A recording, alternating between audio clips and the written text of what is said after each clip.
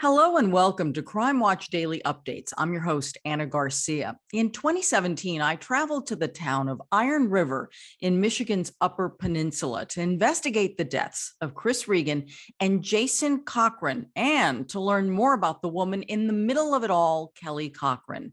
Though Iron River might be a small town, it unfortunately is no stranger to crime, and this gruesome double murder has left a mark on this tiny enclave. Chris Regan and Kelly Cochran worked together, and soon they developed a sexual relationship. But there was one big problem. Kelly was married, and she was married to a man named Jason Cochran. On October 14th of 2014, Kelly invited Chris over to her house for some sex, and he was never seen again. Chris's ex-girlfriend, Terri, became worried about him and reported him missing to the Iron River police. The responding officer figured Chris was a grown man and had just taken off. But Laura Frizzo, who was the police chief, disagreed. She suspected Kelly had something to do with the mysterious disappearance, and she was determined to keep this case alive. Kelly and her husband, Jason, spoke with police, and though their stories didn't quite add up, the case was stalled, and then Kelly and her husband moved away. The disappearance of Chris Regan became a cold case until 2 years later. On February 20th of 2016, Kelly called 911 to report that her husband had overdosed on heroin and had died. But the coroner determined he died from asphyxiation due to strangulation complicated by heroin intoxication. In other words, he was murdered, and suspect number one was his wife, Kelly. In another weird turn, Kelly fell for the detective investigating her husband's murder and ultimately confessed to him about having killed her former lover, Chris Regan. Kelly described it all in detail, and when I visited the murder house, you could just feel all the bad energy. In 2017, Kelly was convicted in Michigan of killing Chris Regan and sentenced to life in prison. She appealed the conviction in 2019, but she lost. Kelly tried to appeal the conviction again, but this time to the Michigan Supreme Court. In 2020, the state's high court denied her application to hear her arguments. In 2018, she pleaded guilty in an Indiana court to killing her husband. She was sentenced to 45 to 65 years in prison, which will follow her life sentence in Michigan. Let's take a look back at this shocking case that still gives me nightmares. Driving through the picturesque countryside of Michigan's Upper Peninsula, you can't help but think you're in the middle of nowhere. And you can't get much more isolated than the tiny town of Iron River. Iron River is a small town. Unfortunately, I have to label it as kind of a depressed community with a lot of problems. A lot of crime for a small town. But if you love the outdoors and icy cold winters like Chris Regan, Iron River is paradise. And it also didn't hurt that an old girlfriend, Terri O'Donnell, lived there. Chris and I started dating exclusively. We had planned a future together. We were planning on living together and moving to another area. So the next question is rather obvious. Were you in love? Yes. He swept me off my feet. Yeah. And I truly believe Chris loved me. But Terri says there was just one problem. I think he had just two sides of him.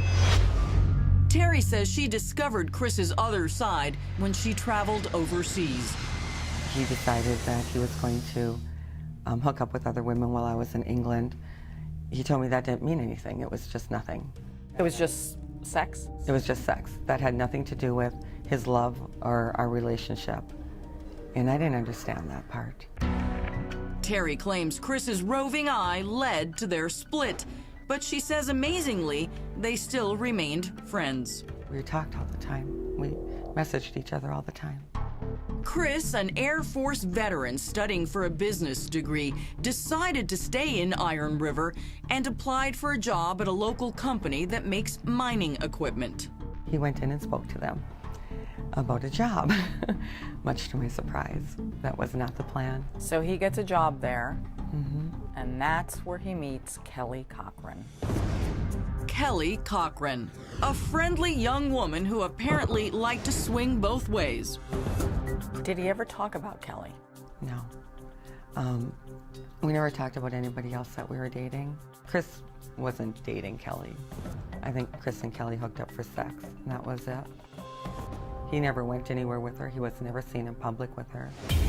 Maybe that's because Chris's new girlfriend was already married. The only place they went was his apartment, and she was not to say anything about them hooking up. Chris rented a small apartment from Terri's parents right above their grocery store. And in the next town over, Kelly lived in this modest house with her husband, Jason. Kelly's younger brother, Colton, says they recently moved here from Merrillville, Indiana, not far from Chicago. Colton tells me he doesn't think Jason and Kelly were a good match. Colton, you got a look on your face. I actually said before they got married, but after they got engaged, that they shouldn't get married. They just didn't fit. He was a laid-back guy. She was more of a go-getter.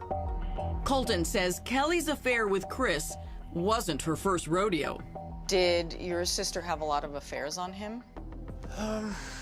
That I know of, maybe 2 or 3.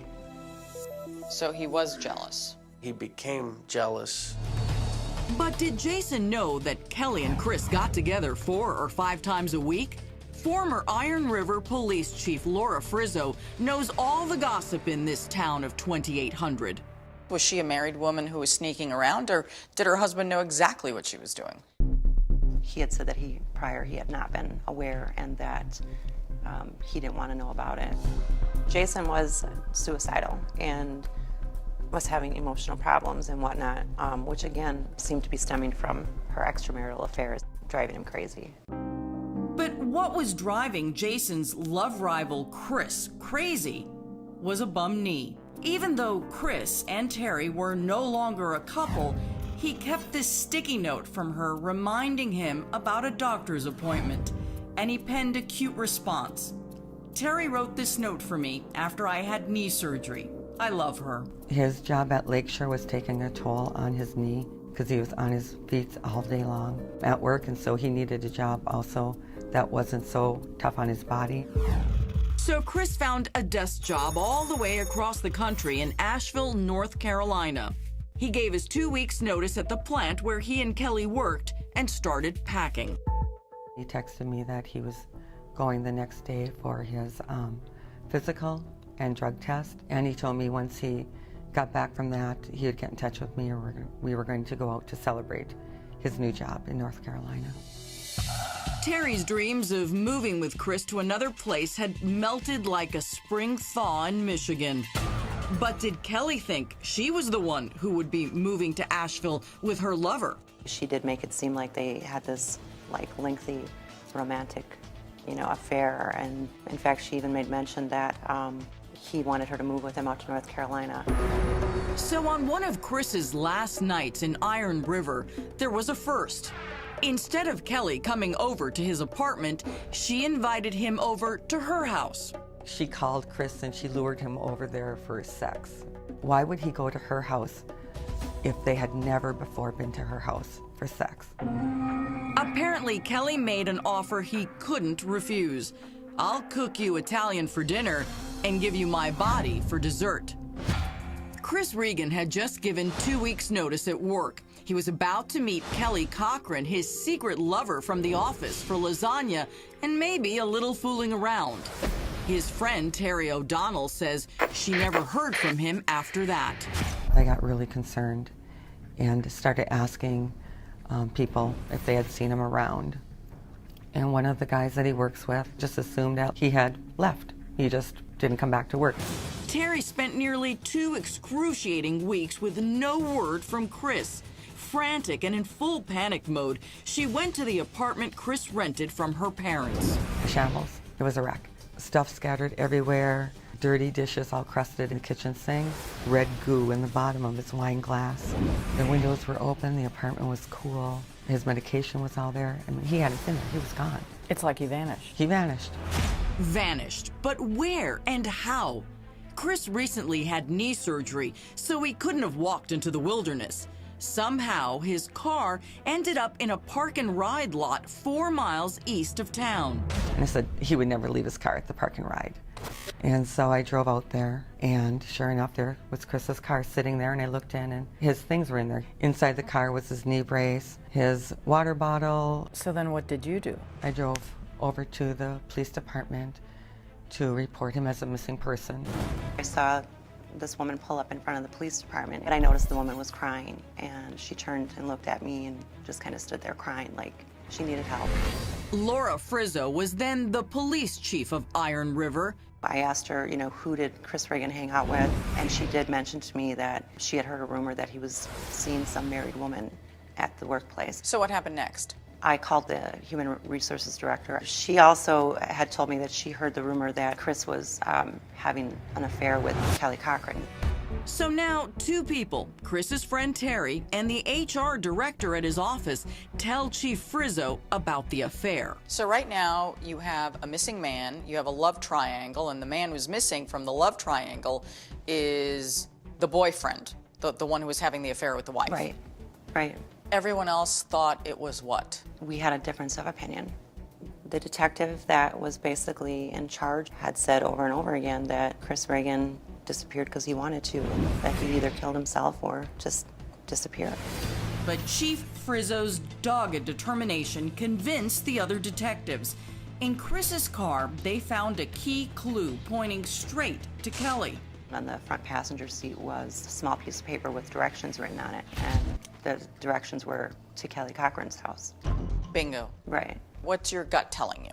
My gut is telling me that we need to make contact with this Kelly Cochran.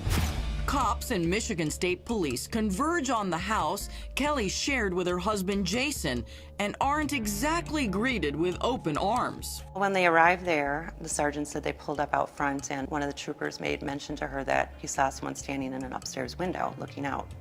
When they went to the door, they were greeted by a man, asked if Kelly was home. The man said, no, she's not here, and she hasn't done anything wrong. Red flag number 1. Jason lied.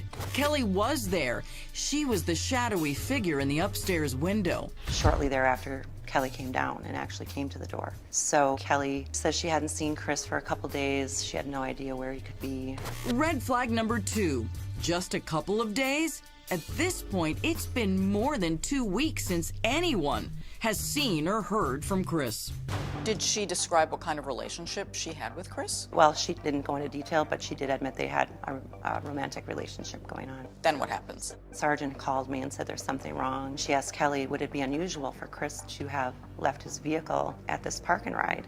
Kelly's response was yes, that would be unusual. He loved that car. Past tense.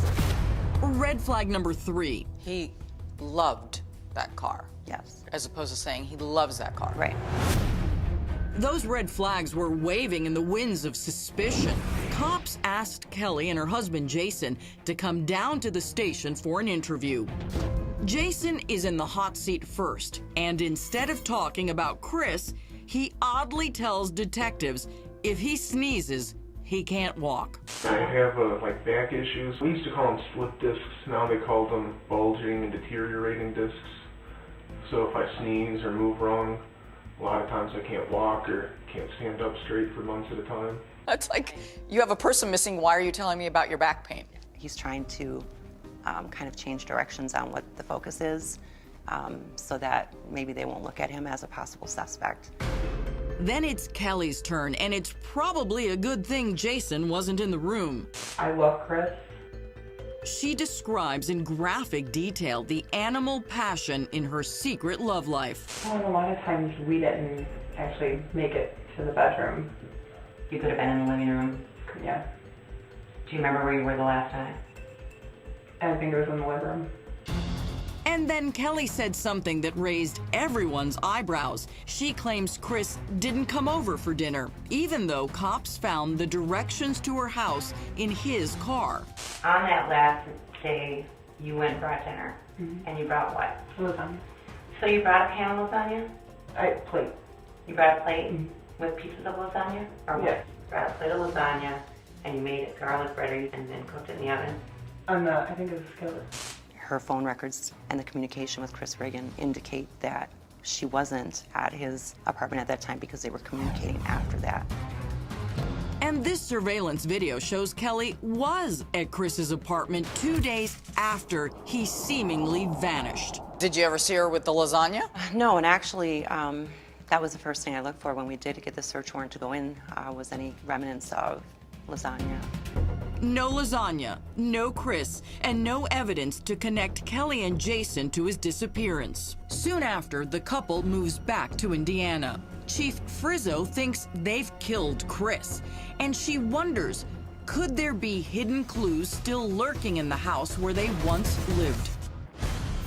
Chris Regan stops at a gas station to fill his tank on the way to his lover Kelly Cochran's house. This surveillance video, the last known image of him alive. And Police Chief Laura Frizzo says she knows what happened to him. Kelly and her husband Jason killed him. My theory was that these two people were responsible for Chris Regan's disappearance. Definitely believed that they murdered him and that they were going to try and get away with it. Get away they did, quickly moving out of the house, leaving most everything behind and heading back to Indiana. And Chief Frizzo says either of them had a motive for murder. After all, Chris was Kelly's secret lover. But the chief doesn't have the proof to make a murder charge stick. Not just yet. When you finally went into the Cochran home, did you find anything? Yes, when we first went in, I thought that we hit the jackpot. What she says looks like blood. You could see some patterns on the ceiling above the door where you entered the front of the house, identical to what it would look like if someone had assaulted someone with a weapon, and the spray, off onto the ceiling. Are you trying to say that the patterns on the ceiling look like someone had been shot in the head and everything went like this? Or actually more so if someone had been hit with an object, like a bat or whatever. What else did you find? We found a loaded .22 pistol under the TV in the living room. But without a body, it's impossible to determine if that .22 was used to kill Chris. Chief Frizzo was stretched to the limit because her small force was investigating 2 unrelated homicides. She needed all the help she could get. So retired Michigan State Police Sergeant Michael Niger volunteered his help. So what is all of this here? What is this? This is all of the work, that I did for Chief Frizzo on this case. And what Niger found would shift the investigation from a missing person into a murder case. Niger conducted a fresh search of Chris's car that was abandoned in the park and ride lot. Did you find anything? Yes, we found a lot of fibers, a lot of hair, and we found a stocking cap, and there was a discussion about some leaves being seen trapped in the trunk lid. In other words, the trunk lid was closed on leaves, and I'd heard that, and I said, boy, that's important for what I do, because we can find out what kind of leaves those are, what kind of trees, and then we might know where, potentially where the body was disposed of, because, it's unusual to have leaves trapped, in the trunk. Unusual because there are no trees outside Chris's apartment, but there are plenty of leafy trees outside Kelly's house. In fact, Niger says he and Chief Frizzo found that the GPS device in Chris's car proves he was at her house the day he went missing. The car had been there, yes.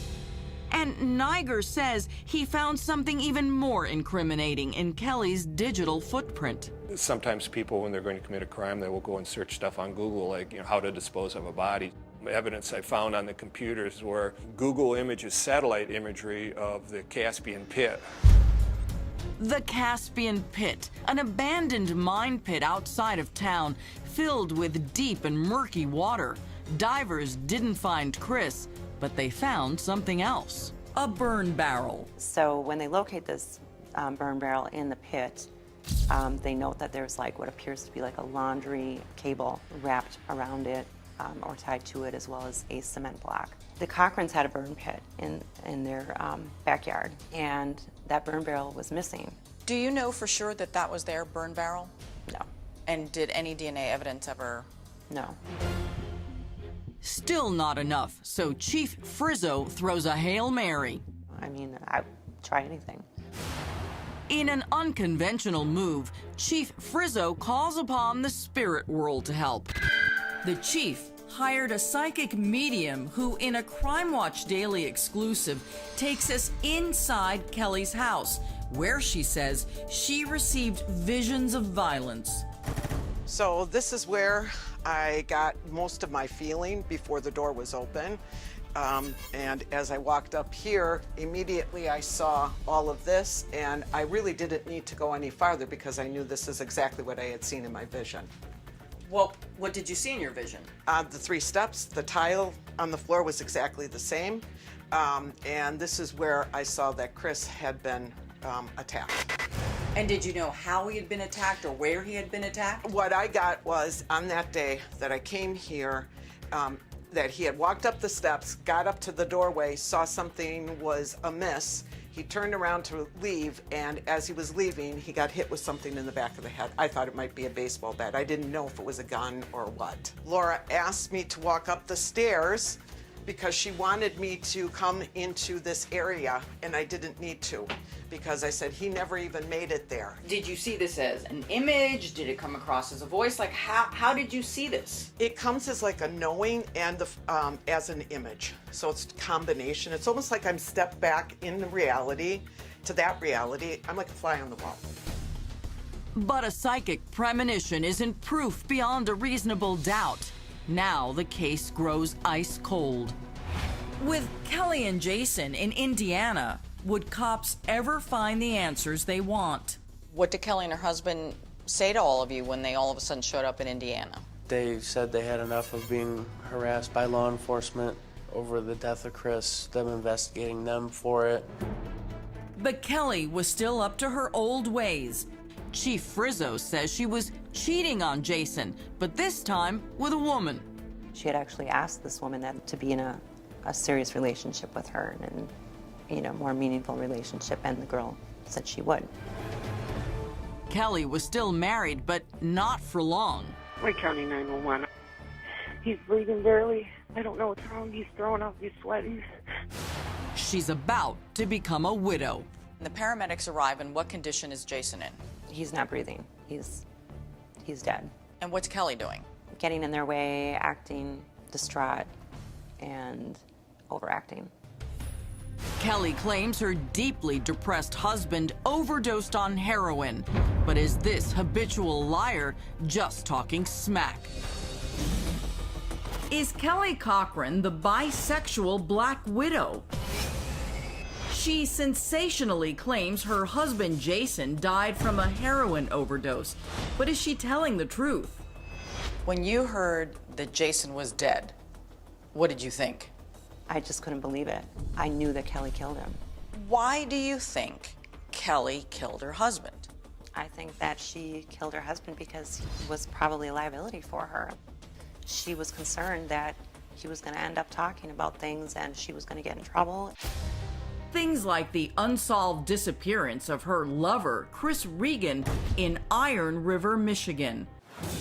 Now the suspicious death of Kelly's husband gives Chief Frizzo a fresh opportunity to get Kelly to talk about Chris. The chief asks Hobart, Indiana police detective Jeremy Ogden to speak to her. Right from the get-go, there was some kind of very strange attraction or connection that she had to him, or whatever it was, but she singled him out. That attraction seemed to surface in this cat and mouse game of texts between Kelly and Detective Ogden. Ever been to the West Coast? I was driving last night. Very interesting. Game on. No more play. Your move, detective. See you soon. He was able to lead her to believe that he was sympathetic towards her and he believed her and he won her over. But Ogden hasn't been able to nab her yet. Kelly had fled to Kentucky. U.S. Marshals picked her up, and while in the local jail, she fashioned these shanks out of eyeglasses. Well, who do you think she was going to kill? Well, she made comment that she was going to stab a female corrections officer, but changed her mind. You have the right to remain silent. In the interrogation room, Kelly says, "Let's make a deal. I'll talk for a price. immunity from prosecution.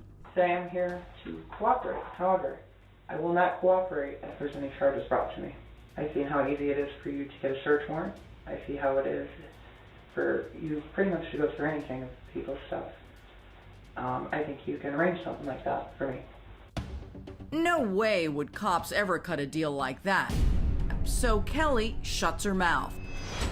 Now, Chief Frizzo uses her new tool to pry it wide open. She was so attached to him is because he actually was able to do to her what she does to everyone else. And that is, you know, kind of trick her and manipulate her. So Ogden sets an almost unbelievable trap. He asks a friend of Jason's to make up a story that will freak Kelly out.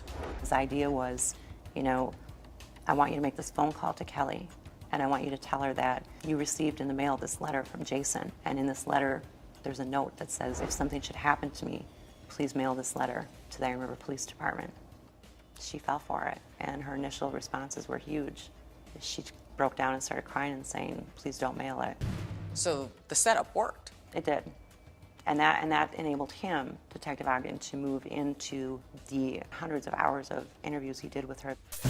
Now Kelly is back for a second round. I've had 2 men die in there in some years. I know that. Emotional, holding hands with the detective, Kelly finally comes clean about what happened to Jason. What did Kelly say? That she had shot him up with a large dose of heroin to kind of subdue him a little bit, and she just put her hands over his nose and mouth and suffocated him. Then comes the moment Chief Frizzo has been waiting nearly 2 years to hear. You watched him die. Right? Look at me. Where did he shoot him in his body? In his head? Kelly describes how she lured Chris to her house. She and Jason ambushed Chris while he was naked. I know that you two had sex upstairs before he got shot, and then somehow you end up back on the main level, right? Okay, so you go back downstairs. Is Chris dressed? No. Are you dressed? And then Jason appears. And what happens then? What does he say to him? Kelly says as she and Chris were still in a sexual embrace at the top of the stairs, Jason was lying in wait. His .22 rifle aimed straight at Chris's head. The bullet tears through his skull. You fell down the stairs with him? Death came in an instant, and it happened almost as the psychic said it did. He got hit with something in the back of the head.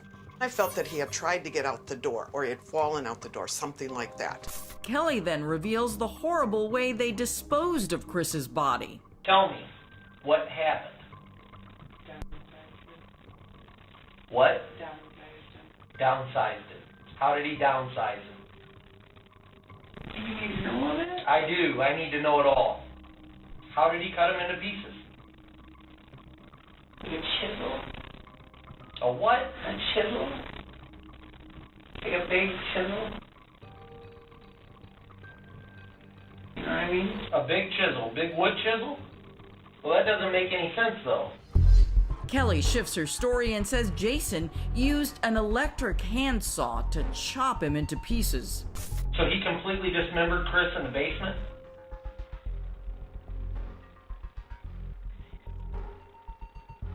Did you watch him? You got sick? You threw up? Kelly says they cut Chris up on plastic wrapping. They burned the plastic and the saw blade in a burn barrel and dumped the barrel in the mine pit. Then Jason drove Chris's car to the park and ride, and they scattered his mutilated body in the woods. And how did he take him there? With what? What did he do? Did he put him in the truck? Where? The confession complete, May I smoke? Kelly asked to smoke a last cigarette before she's taken to a cell. And while Detective Ogden is out of the room, she bizarrely falls out of her chair. Is she high or just tired? Cops aren't sure. Later, the admitted killer is put into handcuffs, facing 2 counts of murder in 2 different states. I gotta tell you, I do not like being in this basement. Retired Michigan State Police Detective Michael Niger took me into Kelly's dungeon of death. This is where they took his body apart with a saw and then put him in garbage bags. The fact that you never found his blood in here, what do you think that plastic has to do with any of that? Well, the plastic is a impervious barrier, and that would prevent. They would use that to prevent any surface in the basement from getting blood on it. No one still knows where the remains of Chris Regan are, but one person does: Kelly Cochran. Kelly Cochran says she killed Chris Regan for love and killed her husband Jason for revenge. She said he was looking at her, right, as she was killing him. It didn't take long for him to stop breathing. She basically said within a minute. In a strange way, Kelly and Jason's diabolical plot to kill Chris was hatched 12 years earlier in a pact made in blood. When they got married, they made this pact that if one of them were to have an affair, that they had to kill the person that they had the affair with. There's no dispute Kelly is a serial cheater, but is she also a serial killer? Do you believe that Kelly is a serial killer? Yes. There were times she listed like as many as 21 people. Do you believe that? No. More realistically, probably 5. There could be 5 more people out there that she has killed. Yes. In a recorded jailhouse phone call with her mother, Kelly hints there are bodies out there just waiting to be found. You didn't see this coming? No, I see this coming after it all happened, but I didn't know that you guys killed people before all this. But cops don't know if Kelly is even telling the truth, and they've never found the so-called trinket bag that many serial killers keep. Now Kelly, caged in a windowed cell, almost like Hannibal Lecter, is about to do one final good deed. This is just, giving consent to go to your house with you. A deed that hardly makes up for a life of deadly decisions. We told one of the guys that I was a cannibal, that's why I was in a cage. Kelly tells cops she wants to give Chris a proper burial. So she takes cops on a wild field trip back to the scene of the crime. I guess you guys are crazy. You can shoot me if I do. They arrive at the spot in the woods where Kelly remembers dumping Chris's remains. What would the biggest piece of bone be that you... torso, and that was here? Yeah. So then we should find ribs, and I think that generally The skull should be the biggest, though. Kelly takes advantage of her day in the sun. Do you mind if I open her door and take her out to smoke on the side? You can shoot me if I run. Okay. Stopping frequently to smoke. Let's smoke together. After a morning search, Kelly places her order for lunch. How do you... Cheese pizza, Just cheese? There you go. Cheese pizza. and maybe a soda. You heard right. The woman who used lasagna to lure her prey scarfs a slice and washes it down with a big gulp. You want pizza? I'm good. She's eating pizza. Iron County prosecutor Melissa Powell says she was stunned watching the video. She's having a good time. Yeah, she's so matter-of-fact about this. You're like, a horrible murder happened in this house, and she's sitting there eating pizza and talking about it like it's the weather. Amazingly, the murder house is exactly the way Kelly and Jason left it after bolting for Indiana. Jason pulled him into here, and from what you were telling me, right around in this area, and that's where he cut him out. In the cluttered kitchen, cops find a pair of forceps. Yeah, there you go. You're saying you use those? Yep. They're clean, though. Kelly says she used them to try and remove the bullet from Chris's skull. They were in the kitchen strainer, but had not been washed for whatever reason. Thank God she wasn't tidy. Right. Kelly's memories of her evil act were accurate. In the field, cops found Chris's glasses, and then there it is. And I'm thinking, oh my God, it's a skull right there. Chris's skull with a big bullet hole. Just out in the open. You have to stop because I'm gonna cry. Why? It just was, you know, I went over to the skull and I got right down on my hands and knees and looked at him and just knew it was him. I mean, I was just like, oh, I finally found you, you know. You found Chris. At her murder trial, Kelly pinned the horrific crime on Jason, describing in gory detail what happened. When he cut him up, he had one of his hands, so the last time he'd be waving to me, he was waving goodbye to me. And then prosecutor Melissa Powell painted a powerful and chilling image for the jury. Inside this bag, Chris's skull. It was enough to convict Kelly of first-degree murder. She was sentenced to life in prison. What do you think was her motivation in telling you all this information that was ultimately used against her and it now has her incarcerated? It might have been part of her defense. I'm going to blame this all on Jason. I'll show him where the body is, but I only know where this is because Jason forced me to do this. Crime Watch Daily wanted to talk to Kelly Cochran ourselves. She asked our producer to meet with her in prison, and in our face-to-face meeting, she agreed to speak. Hi, Kelly. It's Anna Garcia. How are you? But then, she abruptly canceled our scheduled phone interview. She hung up.